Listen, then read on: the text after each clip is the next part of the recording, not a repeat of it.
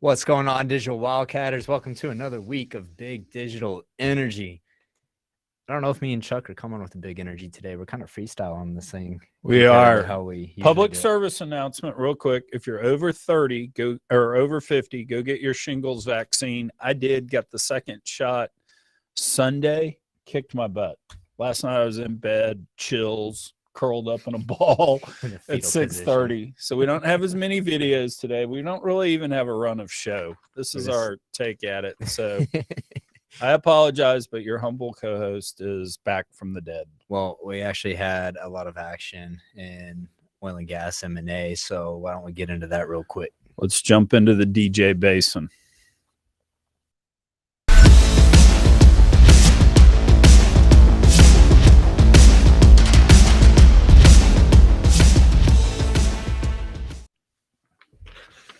All right, first, I want to give a shout out to GW out there. He said that he rescheduled his meetings for the next 6 months to be able to make the BDE live recording, and we were late today. So, sorry, GW. We apologize, man. We got to do better. So I blame Tim. Anyways, first story is I don't even, we made fun of this name on Twitter for a long time. I don't know if anyone knows how to actually properly say it, but it's Civitas, which sounds kind of like a pharmaceutical type name, but it's actually an EMP.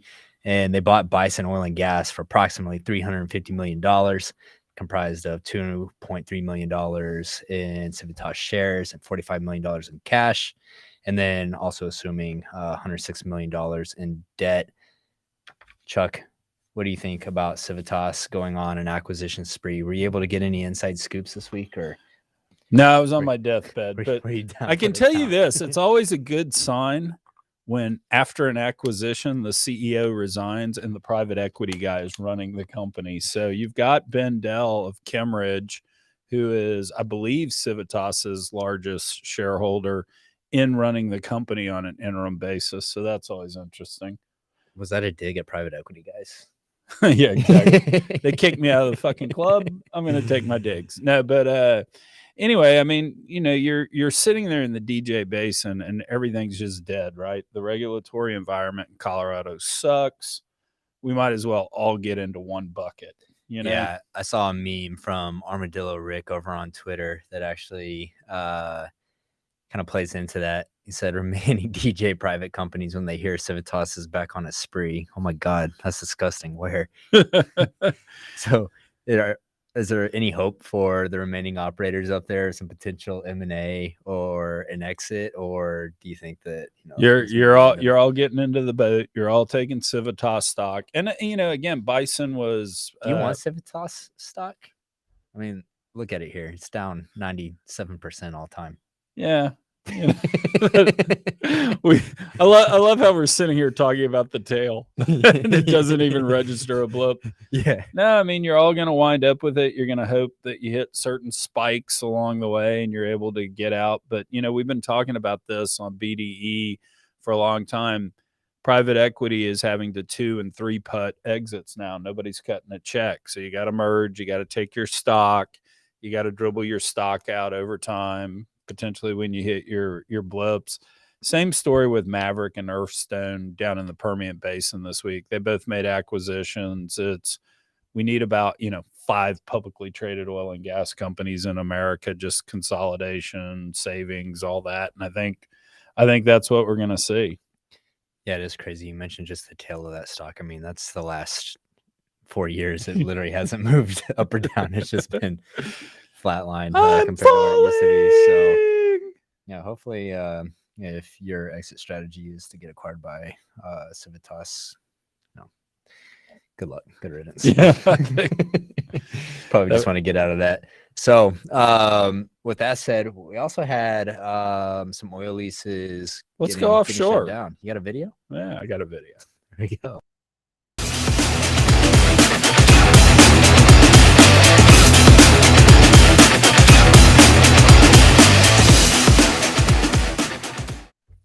All right, what happened out at sea offshore, Chuck? So this is the great thing about doing a story about offshore leases and making a video for it.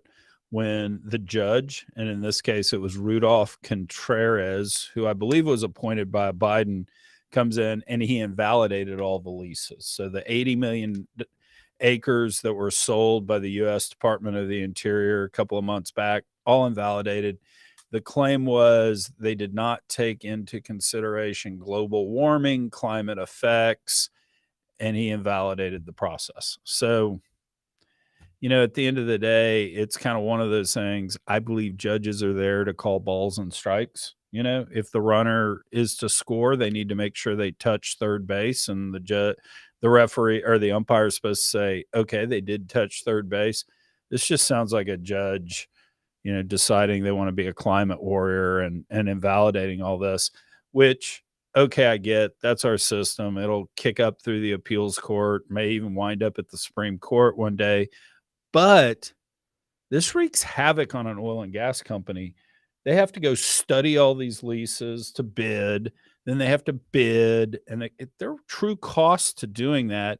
And then you get it, you take steps, and all of a sudden a judge takes it away. This makes it really, really hard to plan for things. And so as we're sitting here facing a shortage of natural gas and oil in the world, as indicated by prices spiking up, this is really tough when you do this to processes. I mean, it's kind of the same thing that you saw with the Keystone XL pipeline, right? It's like you spend all of this time and money planning for years and years, and you start building, and then all of a sudden your permits just get pulled and revoked, and it makes it really hard to build in this country and expand infrastructure when you can't underwrite a deal because you don't know, hey, we can put all this money into the due diligence and the process of making the bid and then acquiring it, but then once you even own it, you may not be able to actually build out and execute the plan that you had. So how do you underwrite? Yeah, How do you I mean, underwrite deals like that? uncertainty is really bad in all of life, particularly investing. Which is why you're seeing natural gas trade in the Northeast right now for $30 per MCF. I mean, they're literally sitting there with tons of natural gas in Ohio and the Utica and in the Marcellus, kind of wrapping around, as well as New York won't let them frack. There's tons of Marcellus and Utica natural gas in New York that they won't. Yet they're paying $30 an M for it. Yeah, and speaking of judges and politicians acting as climate warriors, let's talk about Elizabeth Warren. I feel like Elizabeth. I feel like we have some deranged kind of crush on her. It's just, I mean, it's borderline sick. It's endless content though. Yeah. But this time, unnatural love, but go ahead. She didn't come after oil and gas. It's not big oil. It's not big turkey. It's not big grocery. This time she's coming after Bitcoin mining, something else that's near and dear to my heart. Oh God, are you okay? Just can't operate under these circumstances. You come from my oil, you come from my turkey, and now you're coming from my Bitcoin mining. Oh my God, she goes after jujitsu. We're all done. It's all game over. Personal vendetta to take everything that's good. But she sends out a tweet that says Bitcoin mining's energy use has more than tripled since 2019, consuming as much energy as entire countries. It's even driving up electricity costs and harming local environments. I want 6 crypto mining companies to provide answers on their impact. And she goes on to write an open letter, just like she did to natural gas producers, say, hey, these top 6 mining companies, which I think Stronghold was one of them. I can't remember the other guys. And then she does this, and then you could be like Toby over at EQT and give a well thought out rebuttal, and then it's just crickets. Like, it's just grandstanding. Like, she doesn't actually give a fuck, right? She just wants to get some likes on Twitter, which he got 3,000 likes. Like, it did some numbers. But yeah, so I think that you'll see some increased scrutiny on Bitcoin mining from people that don't understand energy. Yeah. The thing with Elizabeth Warren that still gets me is because she's anti-griff. And I'm like, okay, I'll give you that. The biggest griff out there is the rising cost of higher education. And it's because people like Elizabeth Warren get paid $400,000 to teach one class. I mean, think of all the students that are saddled with debt for the rest of their lives so that they can pay Elizabeth Warren that. I mean, give me a break. Just straight up getting hustled. When she tweeted out something about greedy corporations, and I tweeted back, something to the effect of, well, what is it when governments raise taxes? Is that greedy too? But crickets again. Yeah, Elizabeth Warren, staple on the show. Will Yeah. continue to be a staple on the show. It's an infinite And amount of content, I will always love you. Back in Digital Wildcat studio, we got a shrine dedicated to Elizabeth Warren. All right, what the hell is this slugging thing? I was going to tell you, we got a pretty big pop culture segment of this week of BDE. So we're going to start off with slugging. You may not know what slugging is. I'm kind of scared sitting next to you while you're saying that, but okay, what does this mean? I didn't know what slugging was until yesterday, but Bloomberg coming out with some hard-hitting journalism here. Says if TikTok videos are an indicator of what's trending, the beauty trend known as slugging has gone mainstream. Over 100 million viewers have watched clips describing the practice, which involves going to bed at night with your face slathered in Vaseline. Tim over here says he's done it. Tim's got great skin. Tim has great skin. Tim does have great skin. Maybe we pick up slugging here at Digital Wildcatters. But I retweeted this because the irony of millennials and Zoomers that hate oil and gas said, who wants to tell the kids what petroleum jelly is made out of? You're literally putting petroleum on your face. It's fucking paraffin.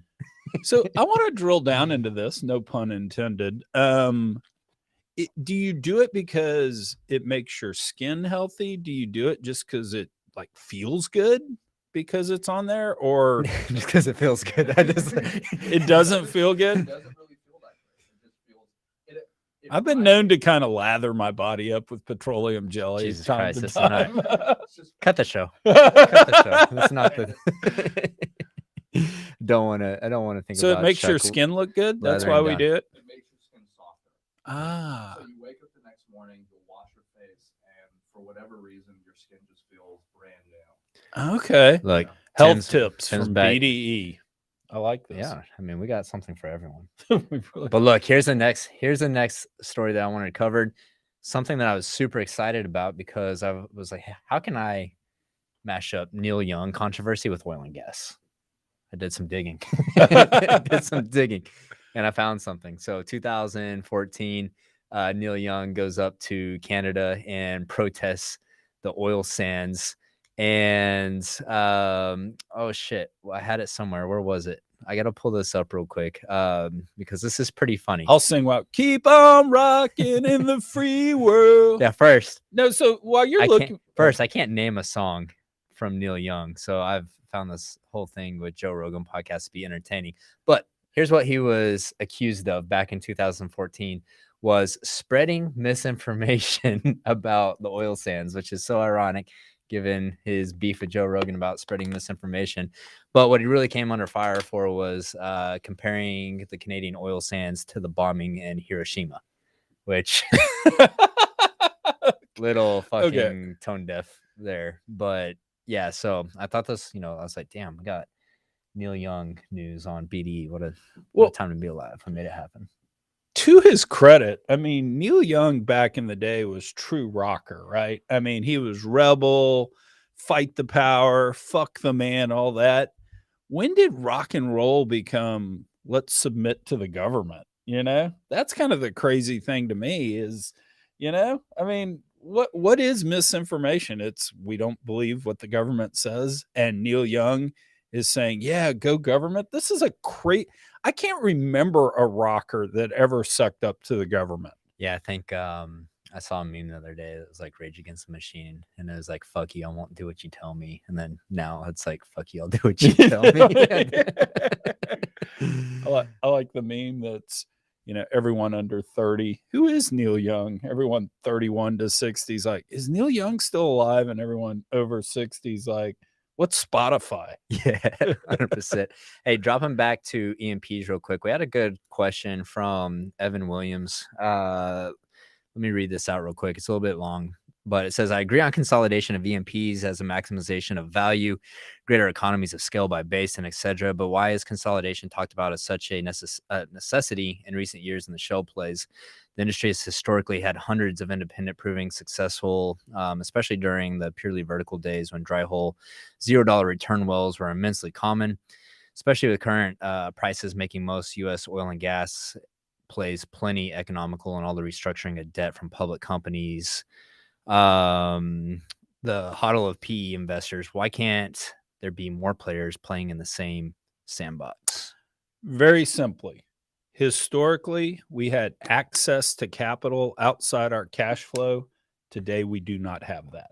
So, in any business you go through, if you don't have access to capital, cash flow matters. Your nickels and dimes matter. You've heard me say that before on here. You got to cut costs. You got to watch every little dollar. You got to watch CapEx spend, et cetera. And that's just easier to do in a bigger company than it is smaller companies. I think the wave of smaller companies and innovation was based on, we were outspending our cash flow by 2 and 3x. So I think that's the difference today.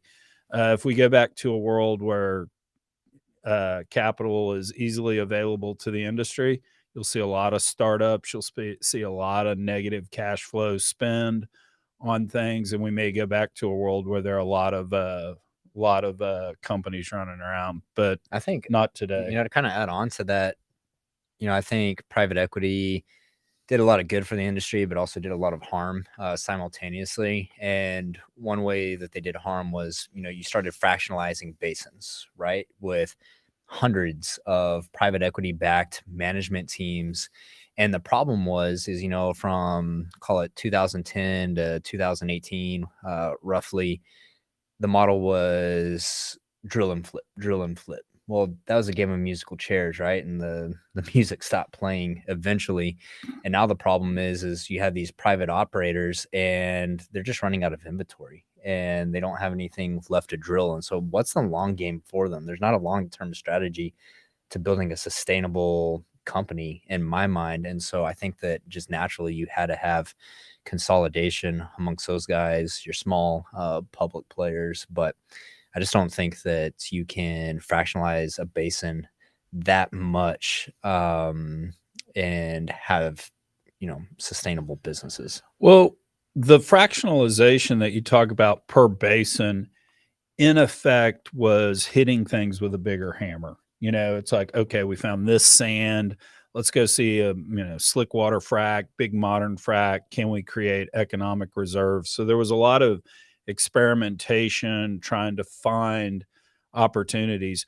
We've hit everything with the big hammer we're going to hit, and there's not a technology sitting there on the horizon that says, okay, we're going to make these reserves a lot better, or we're going to be able to grow production out of something that we didn't know of now. So now you're kind of managing the blowdown, if you will. Yeah. And again, that's in bigger companies.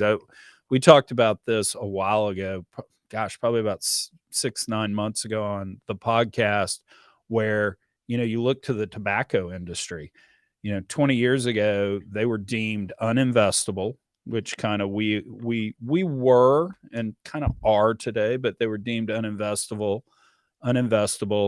and they were just in decline. I mean, everybody that was going to smoke was smoking, and they had people quitting every day. And what did they do? They consolidated, they cut costs, they distributed money back. And from 1999 to 2019, the tobacco companies were a 10x return, the best performer. And so I think we're moving into that phase of our life as the oil and gas business. Yeah, I mean, we talked about it on this show, 2 weeks ago, about energy stocks being the best performing stocks and starting to see capital cycle out of tech and into energy. And so it'll be interesting to see what happens. You just said that big tobacco was best performing over a decade. For energy, is that going to be the next 5 years, next 10 years, where they're the best performing stocks in a quote unquote dying industry? I think it could happen. Yeah. I mean, we're starting to see it over the last year. So I don't know if that continues on, but I would imagine it would for at least a few years. The two interesting things I think this year and into next year will be, one, people are rotating into energy stocks because stock performance has done well. Will there be primary capital? Meaning, can a company go out and sell shares, new shares, and drill wells with it, make acquisitions with it. I don't think we're there yet. Yeah. That's number one. And then the second thing will be is, does discipline, cost cutting, nickels and dimes matter, performance or management that they've been running under, does that hold, and do they keep sending cash back? That'll be the interesting things to watch. Cool. Appreciate that question, Evan. Now, as we do every week to end the show, get into our finger of the week. Real quick before we do finger of the week, natural gas went crazy, and I have no idea why. I don't know if anyone, I have not seen an analysis of why it spiked. What day was that? It was a Thursday of last week, because it was the closing of the contract, which leads you to believe it's a short squeeze of some sort. But they had put rules in place to limit retail exposure to those contracts post the minus $37 oil. So if anybody knows something about that, hit me up on Twitter or LinkedIn. Love to hear about it, because we need to talk about that. Yeah, I don't think I've seen too much analysis of why that happened, so we'll have to dig into that. Finger of the week.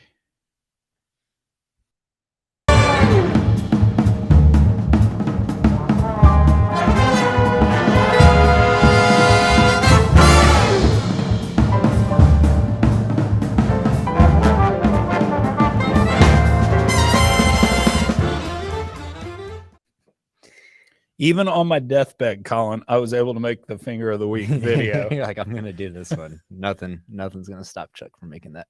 So Justin Trudeau. Okay. You can have a legitimate policy disagreement on whether people should have to get the vaccines or not. First, I'm not sure we should be calling them vaccines anymore, because they're not keeping you from getting the disease. They're therapeutics. They're making your symptoms less, which I argue could be a good thing. So I'm not saying I support a mandate, but that's at least a legitimate position. I think it is a legitimate position of, hey, if I'm under 60, if I'm not overweight, I'm much better able to make it through COVID than I am side effects from the vaccines. That's a legitimate position. The thing that got Justin Trudeau the finger of the week is he played the racism card on this. How is it racist to be opposed to a vaccine mandate? And that's what really bothers me.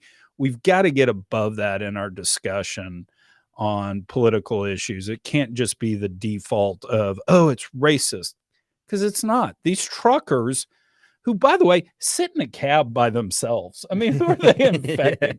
I mean, they're sitting around listening to Neil Young on the radio as they drive through here. So anyway, that's my soapbox. That's why I gave him finger of the week. Yeah, one of my buddies came on the Oil and Gas Startups podcast, and he just moved his company down from Canada to Houston recently, and we're talking about the trucker protests, and he just loves it, and he loves being in Houston now. He's like, man, he's like, you have a lot of immigration to Canada, and he's like, people, when they immigrate, they'll keep their way of life. He's like, why do you do that? He's like, I moved down to Texas. He's like, I'm Texan now, man. He's like, I got Texas flags. He's like, I want guns. And so he's all about it. But yeah, it's really cool to see what's happening up there with the truckers, just good salt of the earth people. And hopefully, there's some change up there. Yeah. But Justin Trudeau definitely gets it for fleeing the country. Absolutely. Well, he tested positive to COVID. And the irony of all ironies, I mean, he's in hiding right now because he tested positive to COVID. So, anyway. All right, guys. Well, we got our fair share of political bashing. We went international with the politics, getting involved in some Canadian. I think a mashup of Senator Warren and Justin Trudeau next week. There we go. It can happen any week. So, all right, guys. Let us know, like Chuck said, if you heard anything on that spike in nat gas prices, and we'll touch base on that next week. Make sure you sign up for the BDE newsletter on digitalwildcatters.com. Catch us next week. We'll be here 10:30 a.m. Central Time. Energy Tech Night is. Oh yeah. Does anyone have a date on Energy Tech Night? Don't put me on the spot. Oh, sorry about that. You just put me on the spot like that. It's like in 2.5, 3 weeks, something like that. Make sure you check it out on the website. Be in Houston at Heights Theater. We'll see you guys there, and we'll catch you